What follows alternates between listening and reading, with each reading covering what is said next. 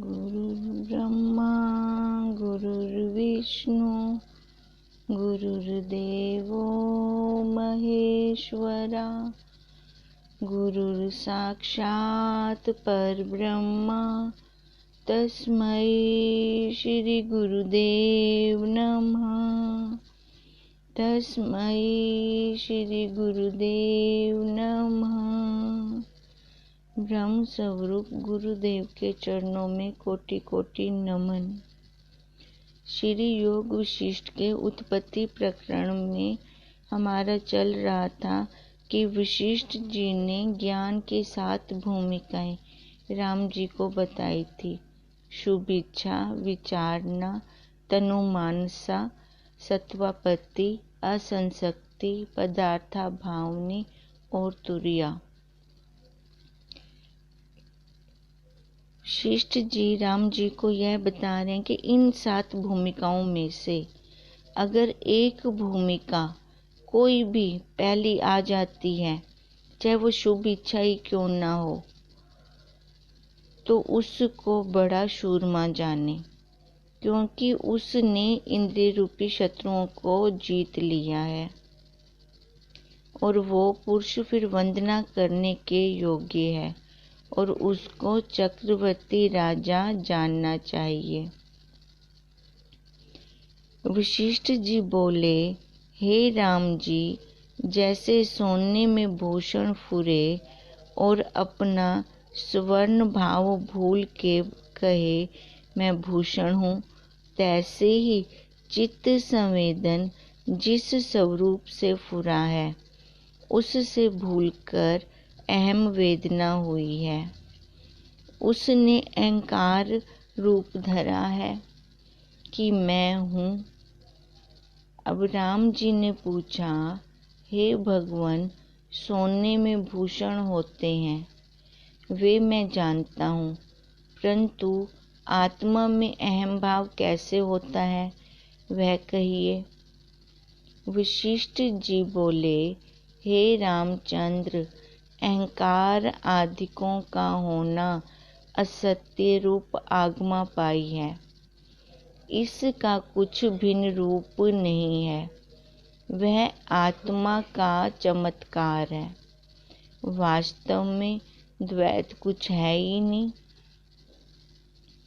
जैसे समुद्र में अधः उद्र जल ही जल है और कुछ नहीं, तैसे ही परम तत्व में और विभाग कल्पना में कोई भी नहीं है, शांत रूप है। जैसे समुद्र में द्रव्यता से तरंग आदिक भासते हैं, तैसे ही संवेदन से जगत भरम भासते हैं। आत्मा में नाना प्रकार का भरम भासता है, परंतु कुछ है नहीं।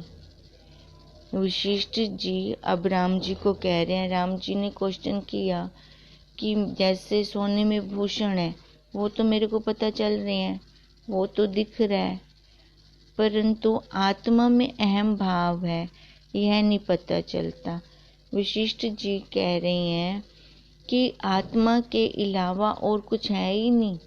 यही सबसे बड़ा आत्मा का चमत्कार है, जो स्वयं होते हुए भी हमें खुद अपना रूप दिखाती नहीं है, द्वैत में दिखाती है।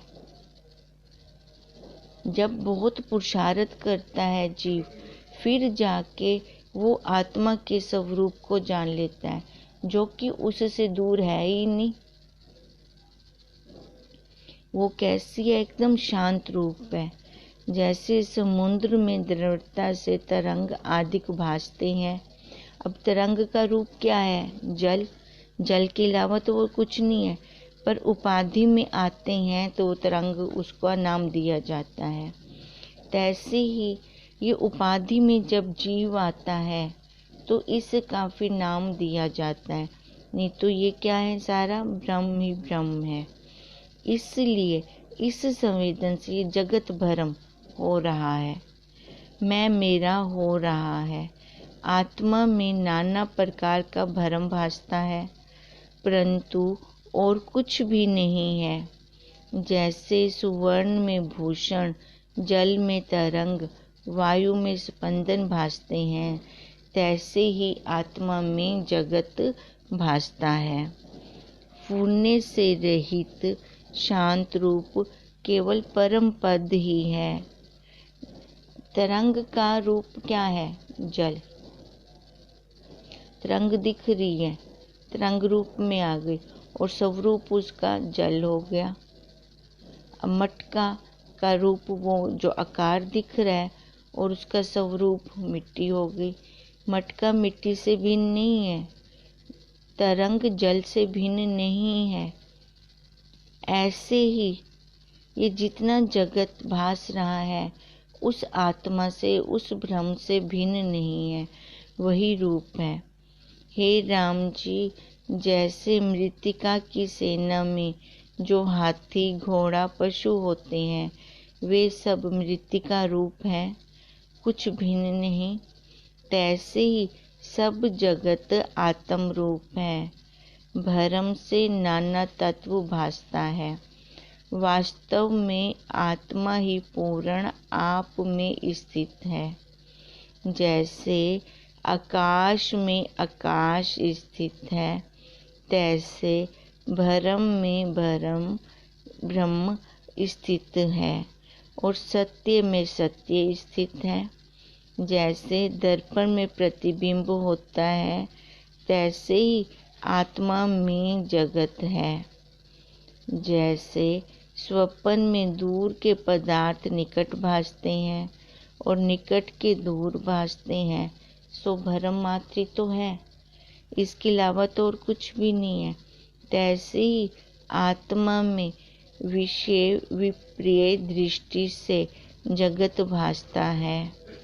हे राम जी, असत्य जगत भ्रम से सत्य रूप हो भास रहा है।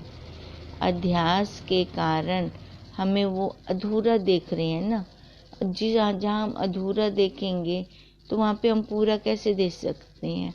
अभी अधूरा देखने के कारण ये जगत हमें सच्चा लग रहा है, वास्तव में असत्य रूप है।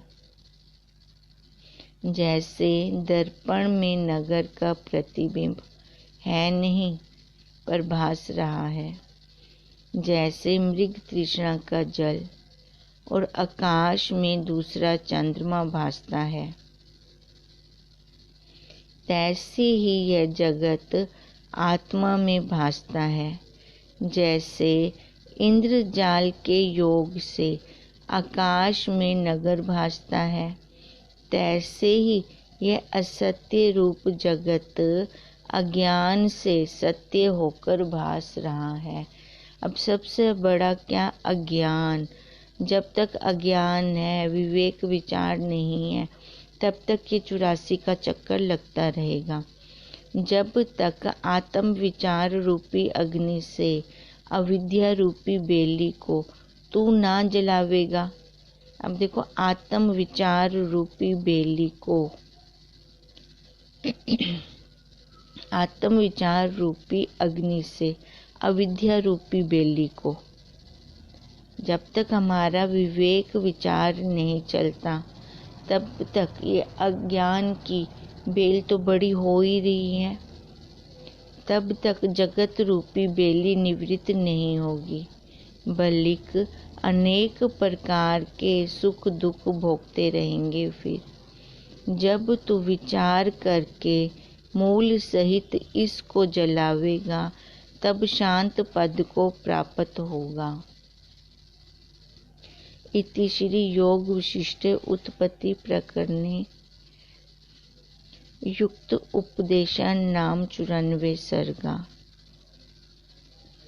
ये 94 सर्गा हमारा पूरा हुआ। अब वशिष्ठ जी बोले, हे रामचंद्र, जैसे सुवर्ण में भूषण मिथ्या रूप है, चूड़ी है, अंगूठी है, हार है, कान के बूंदे हैं, ये उपाधि में देख रही हैं, आकार में देख रही हैं, तो इनका जैसा आकार वैसा व्यवहार, पर मूल में देखें तो सोने के अलावा और कुछ भी नहीं है। तो इसका मतलब ये जितने भी भूषण हैं ये मिथ्या रूप है। सच क्या है? सोना। तैसे ही आत्मा में अहम त्वम आदिक अविद्या रूप है सारी आत्मा आत्मा आत्मा। उसमें ये अलग अलग उपाधियों के कारण आकार है, और ये आकार जैसे भूषण झूठा है सोने में, ऐसे ये आकार झूठे हैं। अब आकार में अहम और त्वम है न, मैं और मेरा, ये झूठे हैं उस आत्मा में। लवण की कथा जो तुमने सुनी है उसे अब फिर से सुनो। लवण राजा की कथा में पहले सुना के आए हैं कि वो इंद्रजाली ने एक ऐसे छड़ी फेरी, वो मूर्छित अवस्था में आ गया, और उस मूर्छित अवस्था में ही उसने एक चंडाली के साथ शादी कर ली। उसका परिवार भी बन गया, पर जब बच्चे उसका भूख के कारण बिलख रहे थे तो वो अपने मोह के कारण बच्चों को अपना मांस खिलाने लगा, तो अग्नि के सेक से उसकी निद्रा मूर्छा वो खुल गई। और अब उसने जो मूर्छा में देखा था सारा, अब वही वशिष्ठ जी कह रहे हैं राम जी को, लवण की कथा जो तुमने सुनी है उसे अब फिर से सुनो। लवण राजा दूसरे दिन विचार करने लगा कि यह मुझको भ्रम सा भासा है, परंतु सत्य रूप होकर देखा था मैंने तो। देश नगर मनुष्य आदि पदार्थ मुझको प्रत्यक्ष दृष्टि आए थे। जैसे स्वप्न में हम सब कुछ देख लेते हैं, उस टाइम हमें ये नहीं लगता कि मैं स्वप्न देख रहा हूँ, उस टाइम तो हमें वो सारा ही सच्चा लग रहा होता है। ऐसे ही वो राजा कह रहा है कि उस टाइम तो मेरे को ये सारा प्रत्यक्ष दृष्टि आया है, इससे अब तो वहाँ जाकर देखूं कि कैसी बात है। ऐसे विचार से दिग्विजय का मन करके मंत्री और सेना को साथ लेकर दक्षिण दिशा की ओर चला। देशों को लांघता लांघता विंध्याचल पर्वत में पहुंचा और पूर्व दक्षिण के समुद्र के मध्य में मार्ग में भरमता भरमता किरात देश में जा पहुंचा। स्वप्न में भी उसने किरात देश देखा था, और जो वृत्तांत और देश ग्राम आदि भरम में देखे थे सो अब प्रत्यक्ष देखे, और अति विस्मित हो विचार करने लगा कि हे देव, यह क्या है? जो कुछ मैंने भरम से देखा था वह अब भी मुझको प्रत्यक्ष भासता है। यह तो बड़ा आश्चर्य है। ऐसा विचार के आगे गया तो क्या देखा कि अग्नि से वृक्ष जले हैं और अकाल पड़ा है। अपने संबंधियों की चेष्टा के स्थान देखे और उनकी कथा सुनी। अब उसको सारा वैसा का वैसा दिखाई दे रहा है जैसा उसने मूर्छा में देखा। अपने संबंधी भी उसको दिख रही हैं। इस प्रकार देखते देखते आगे गया तो क्या देखा कि चंडाल शरीर की सासू बैठी रुदन करती है कि हे देव, मेरा पुत्र कहाँ गया? हे पुत्र, तुम कहाँ गए? जिनका चंद्रमा की न्यायी मुख था, मेरी मृगनयनी कन्या जीर्ण देह हो गई है, और पौत्र पोत्रियां दुर्भिक्षता से सब जाते रहे। उनके यह खाने के पदार्थ हैं और ये चेष्टा के स्थान है। जो रति की माला कंठ में डाले जीवों के मांस खाते और रुधिर पान करते थे, वह कहाँ गए? इसी प्रकार पुत्र पुत्री भर्ता दामाद आदि का नाम लेकर वह रुदन करती थी, और लोग जो आ बैठते थे वह भी रुदन करते थे। तब राजा उनका रोना बंद करा के वृत्तांत पूछने लगा कि तुम किस निमित्त रुदन करते हो? किस से तेरा वियोग हुआ है? इति श्री योग विशिष्ट उत्पत्ति प्रकरणे चंडाल शोचन वर्णन नाम 95 सर्गा। अब राजा जो स्वप्न में जो मूर्छा अवस्था में राजा ने देखी, जो उसकी सास थी, उसको देखा। अब राजा ने वहाँ किरात देश में जाकर वो वहाँ पर वैसे ही रुदन कर रही है। क्यों रुदन कर रही है? क्योंकि राजा ने अपने पुत्र की भूख शांत करने के लिए अपने देह को अग्नि में दे दिया था। तो अब वही दामाद को वो रो रही है, जबकि दामाद उसका कौन था? वो राजा। अब वही राजा उससे पूछ रहा है कि तुम किस निमित्त रुदन कर रही हो? चंडाली बोली, हे राजन, एक समय वर्षा न होने से अकाल पड़ा और सब जीवों को बड़ा दुख हुआ। उस समय मेरे पुत्र, पौत्र, पौत्रियां, जामाता, भर्ता आदि बांधव यहाँ से निकल गए और कहीं कष्ट पाके मर गए। उनके वियोग से मैं दुखी होकर रुदन करती हूँ और उनके बिना मैं शून्य हो गई हूँ। जैसे बिछड़ी हुई हथनी अकुलाती है, तैसे ही मैं अकुलाती हूँ। हे रामचंद्र, जब इस प्रकार चंडाली ने कहा तब राजा अति विस्मित हुआ और मंत्री के मुख की ओर ऐसे देखने लगा जैसे कागज पर पुतली होती है। निदान राजा विचारे और आश्चर्यवान हो उस चंडाली से बारंबार पूछे और वह फिर कहे और राजा आश्चर्यवान होवे।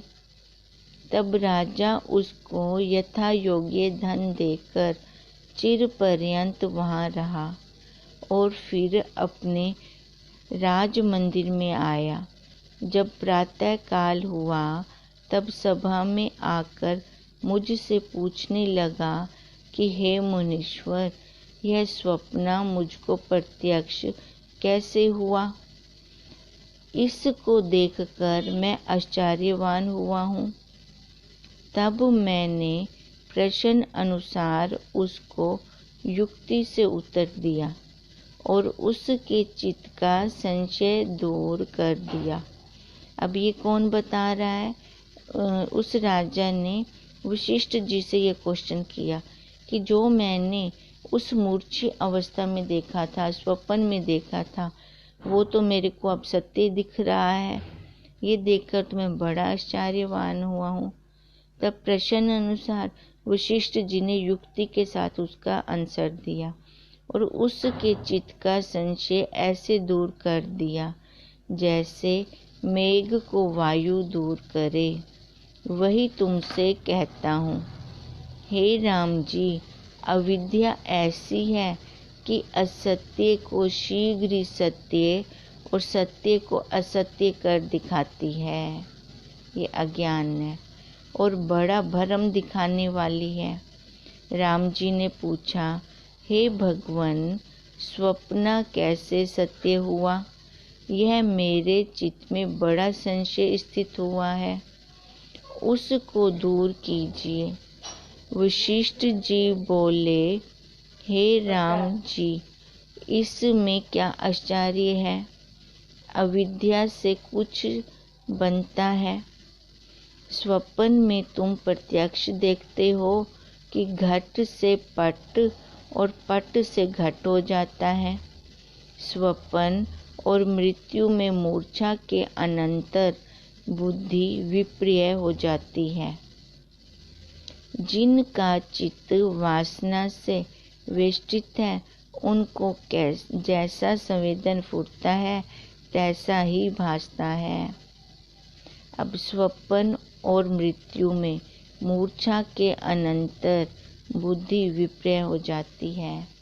स्वप्न अवस्था में भी बुद्धि नहीं होती और मूर्छा अवस्था में भी बुद्धि नहीं होती। वहाँ पर केवल मन होता है।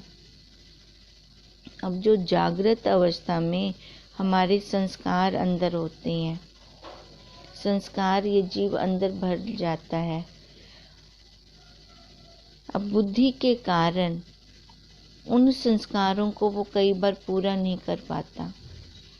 जैसे उपाधि में हमारे बड़े आगे हैं या बॉस हमारे आगे है, वो हमें डांट रहा है, पर मन हमारा अंदर से चल रहा है कि खुद तो ये मूर्ख है और मेरे को बोल रहा है, पर हम सामने से उसको कुछ भी नहीं बोल पाते, हमारे मन के अंदर चल रहा है। अब वो संस्कार तो हमारे अंदर गए, जीव ने वो संस्कार तो भर लिए। अब उन संस्कारों को वो पूरा स्वप्न में करता है, क्योंकि जागृत अवस्था में वो बुद्धि आड़े आ जाती है और स्वप्न अवस्था में बुद्धि होती ही नहीं है। स्वप्न अवस्था में खाली मन होता है। अब मन में जो संस्कार होते हैं वो अपनी वासनाएं पूरी कर लेता है। स्वप्न और मृत्यु में मूर्छा के अनंतर बुद्धि विपर्य हो जाती है। जिनका चित्त वासना से वेष्टित है, उनको जैसा संवेदन फूटता है तैसे ही भासता है। हे राम जी, जिनका चित्त स्वरूप से गिरा है, उनको अविद्या अनेक भ्रम दिखाती है। इसलिए कहते हैं कि स्वप्न कभी भी झूठ नहीं बोलता। जैसे संस्कार हमारे अंदर दृढ़ होते हैं, वही स्वप्न में बाहर निकल आते हैं। जागृत अवस्था में तो बुद्धि के साथ मैं ब्रह्म हूँ, मैं ब्रह्म हूँ, मैं ब्रह्म हूँ हम बोल रही हैं, वो खाली मुंह से बोला जा रहा है। अगर वो गहराई में जाएगा तो अगर स्वप्न में हम कुछ डरावना भी देख रहे हैं तो उस टाइम हमारा अभ्यास बाहर चलेगा। अब यहाँ पे हमारा निरीक्षण हो जाता है कि हमारी स्थिति, जीव की स्थिति कैसी है। अगर स्वप्न में भी अपनी जागृत अवस्था वाला पुरुषार्थ चल रहा है तो इसका मतलब वो सच्चे मन से कर रहा है, गहराई से कर रहा है। अगर स्वप्न में वो पुरुषार्थ नहीं दिखाई देता, नहीं निकलता, उस टाइम मैं मेरा आता है, तो इसका मतलब ये खाली अभी इसका चौंच ज्ञान है, वाणी से ही चल रहा है। हे राम जी, जिनका चित्त स्वरूप से गिरा है, उनको अविद्या अनेक भ्रम दिखाती है। जैसे मद्यपान और विष पीने वाला भ्रम को प्राप्त होता है, वैसे ही अविद्या से जीव भ्रम को प्राप्त होता है। एक और राजा था, उसकी भी वही व्यवस्था हुई थी जो लवण राजा के चित्त में फुर आई थी। जैसे उसकी चेष्टा हुई थी, तैसे ही इसको भी फुर आई। तब उसने जाना कि मैंने यह क्रिया की है। जैसे अभोक्ता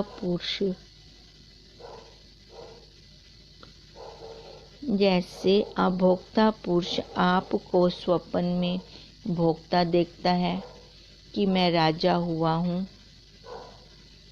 देखो, उस टाइम तो उसके पास कुछ भी नहीं होता, चाहे वो स्वप्न में जितना मर्जी बड़ा महल बनवा ले, उसके आगे नौकर चाकर आ जाए, राजा बन जाए, पर जब वो जागता है तो अपने बिस्तर पर ही होता है। तो उस टाइम स्वप्न में उसने जो बनाया वो सब कहाँ गया? उसने कुछ भी नहीं भोगा, पर भोगा भी। अब ऐसे ही वो राजा हुआ है। कहते हैं जैसे अभोक्ता पुरुष आपको स्वप्न में भोक्ता देखता है कि मैं राजा हूँ,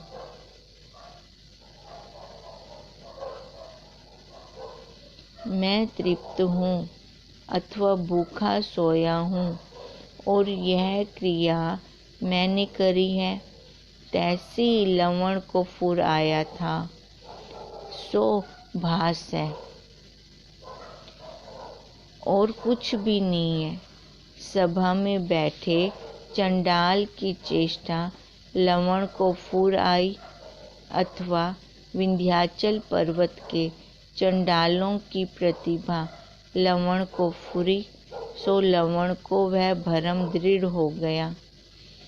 एक ही सादृश्य भरम अनेकों को फुराता है और स्वप्न भी सादृश्य होता है।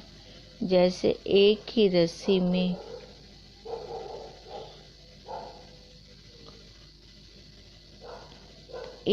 रस्सी में अनेकों को सर्प भासता है, इसी प्रकार अनेक जीवों को एक भरम अनेक रूप हो भासता है। हे राम जी, जितने पदार्थ भासते हैं उनकी सत्ता में संवेदन हुआ है। अब कोई तो था जिससे मेरे को भ्रम हुआ, कुछ तो था। अब वो कुछ तो था, वो क्या? वो आत्मा, वो आधार, वो अधिष्ठान तो था, वो रस्सी तो थी जिसमें भ्रम से मैंने सांप को देखा। अब उस रस्सी को जितने भी देख रहे हैं अज्ञानता के कारण, उनको क्या दिख रहा है? सांप। अब उनमें से जो जो पुरुषार्थ करता जाएगा वो यथार्थ देखता जाएगा, रस्सी को रस्सी देखता जाएगा। ऐसे ही इस जगत में सभी को एक जैसा ही भ्रम हुआ है। अब उस भ्रम में वो सभी अपने आप को देहधारी मैं मेरा माने बैठे हैं। अब जहाँ पर उन्होंने मैं और मेरा बना लिया, वहाँ पर दुख और सुख आ गई ये जोड़ी। अब जो पुरुषार्थ करेगा अपने आत्मा को जानने का, अपने स्वरूप को जानने का, वो यहाँ से निकलता जाएगा। इसलिए वशिष्ठ जी कह रहे हैं, इसी प्रकार अनेक जीवों को एक भ्रम अनेक रूप हो भासता है। हे राम जी, जितने पदार्थ भासते हैं उनकी सत्ता में वो संवेदन हुआ है। अब पदार्थ जो मैं देख रही हूँ उसके बिना मैं नहीं देख सकती। जैसे उनमें संकल्प दृढ़ होता है तैसे ही होकर भासता है।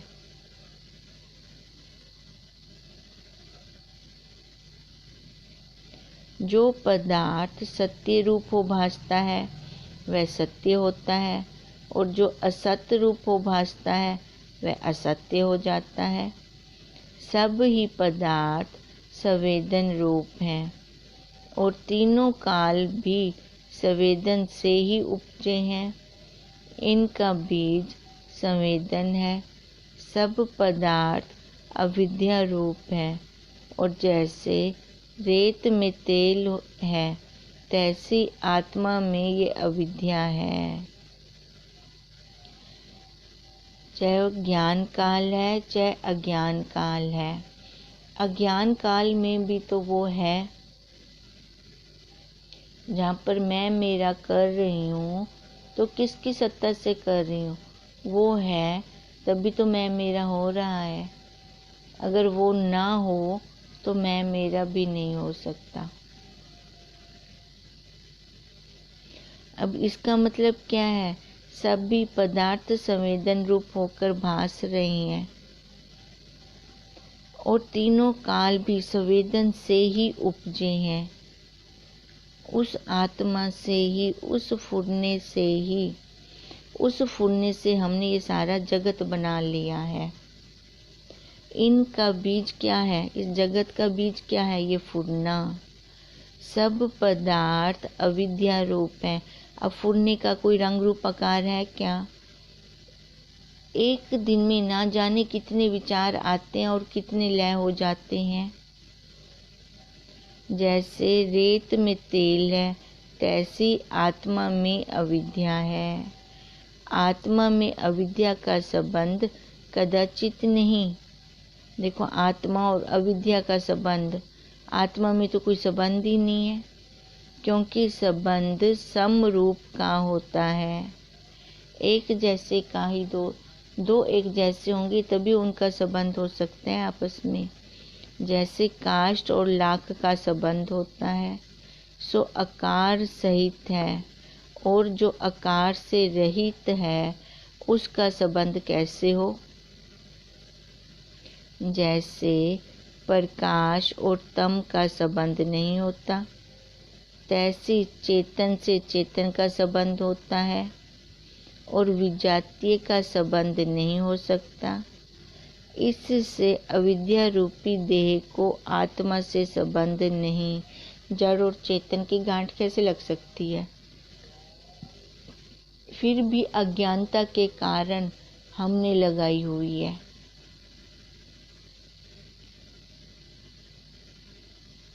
जो जड़ से आत्मा का संबंध हो तो आत्मा जड़ हो, पर आत्मा तो सदा चेतन रूप है और सर्वदा अनुभव से प्रकाशता है। देखो, आत्मा है भी चेतन रूप। बचपन से लेकर आज तक का वो हमें सारा ज्ञान करवा रही है।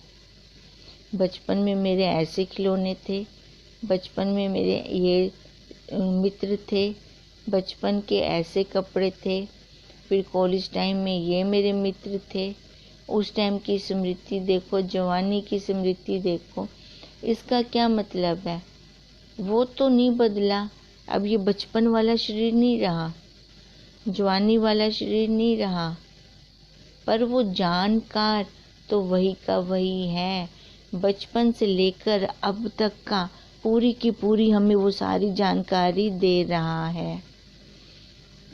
वो सर्वदा अनुभव का ही विषय है और प्रकाशता भी कैसे? अनुभव से। वो कोई रंग रूप आकार में नहीं है कि उसको मैं देख सकूं। उसको फिर मैं जड़ कैसे कहूं? जो बचपन से लेकर अब तक है, मेरे पास है और मेरे को एक एक चीज को जनवा रहा है, वो वही तो बुलवा रहा है। ये तो वाणी तो जड़ है, इंद्री तो जड़ है, कानों से वही तो सुन रहा है। कान को तो पता भी नहीं है, उस इंद्री को तो पता भी नहीं है। अब वशिष्ठ जी अब उस साक्षी की तरफ राम जी को लेके जा रहे हैं, जो राम जी ने क्वेश्चन किया था कि मैं उसको सोने में भूषण तो पता है, मेरे को दिखाई दे रहा है, पर उस आत्मा में अहम भाव कैसे होता है वो बताइए। अब ये वशिष्ठ जी उसी का ही वर्णन कर रहे हैं। ओम ओम ओम। इसको फिर हम कर लेते हैं आगे। हर संडे को ऑफ होता है।